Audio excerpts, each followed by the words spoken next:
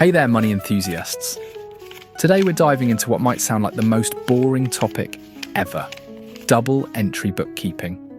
But stick with me, because this accounting method literally changed the world, and I promise you'll never look at your bank statement the same way again. The birth of modern accounting. Picture this, it's the 1400s in Venice, Italy. The streets are bustling with merchants trading exotic spices, luxurious silks and precious metals. But there's a problem. Keeping track of all these complex trades is giving everyone a massive headache. Enter our unlikely hero, Luca Pacioli, a Franciscan friar and mathematician.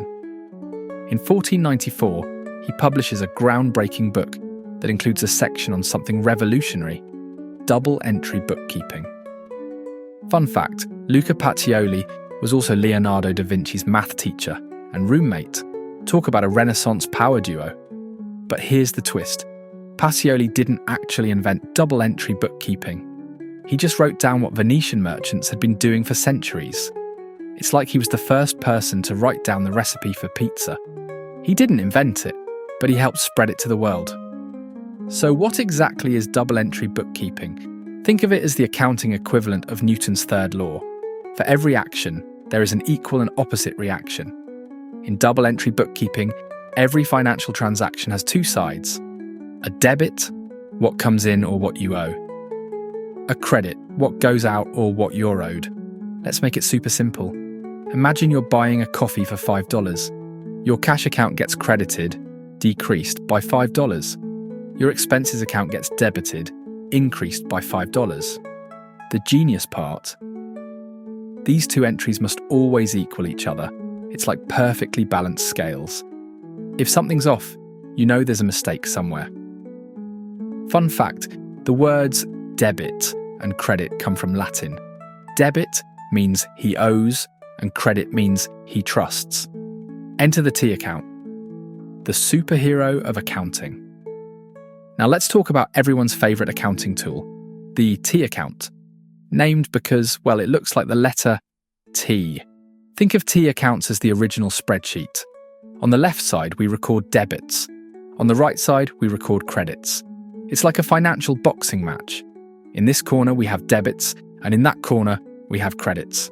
Fun fact, before computers, accountants would literally draw these T-shapes in massive leather-bound books called ledgers. Some of these ledgers were so heavy, they needed two people to move them. The central bank connection. Now here's where things get really interesting. Remember how double entry bookkeeping keeps everything balanced?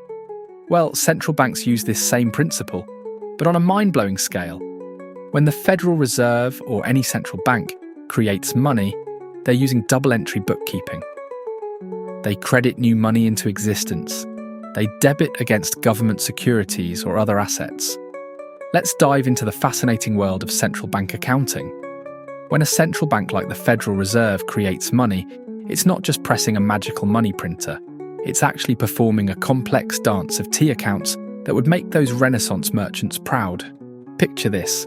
When the Fed buys government securities, like treasury bonds from commercial banks, it credits the bank's reserve accounts, essentially their checking accounts at the Fed, and debits its own securities account. This creates new money through a simple accounting entry. No physical dollars needed. It's like creating a digital IOU that everyone accepts as real money. The real magic happens in how this ripples through the banking system. Commercial banks maintain their own T accounts, where their reserve account at the Fed shows up as an asset, debit side, while their customers' deposits are liabilities, credit side. When banks make loans, they create new money too.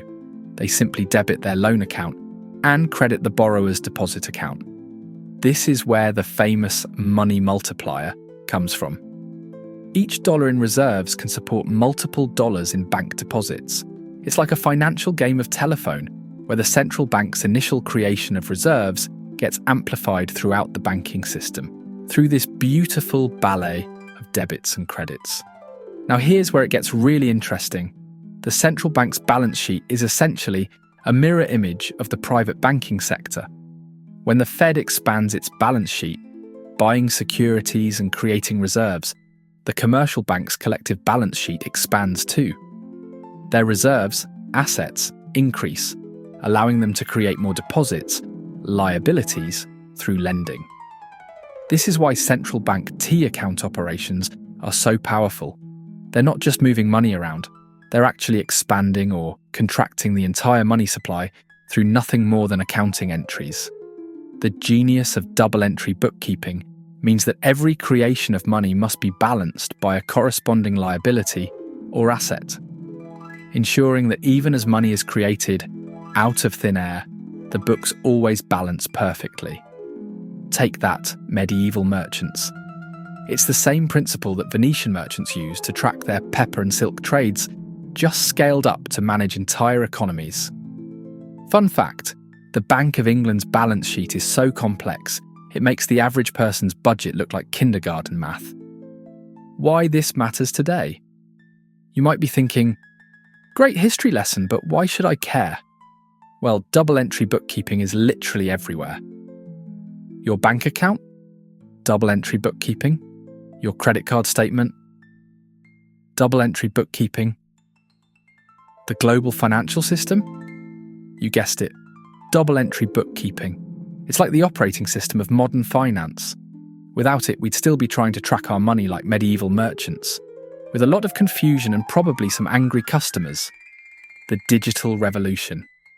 Today, we've gone from paper ledgers to sophisticated accounting software, but the principle remains the same. Every transaction must balance. It's like the Force in Star Wars. It always needs to be in balance. Fun fact, the first computerized accounting system was developed in 1955 by Bank of America. It was called IRMA, Electronic Recording Method of Accounting, and weighed 25 tons. So next time someone tells you accounting is boring, remind them that without double-entry bookkeeping, we might not have had the Industrial Revolution. Modern banking wouldn't exist.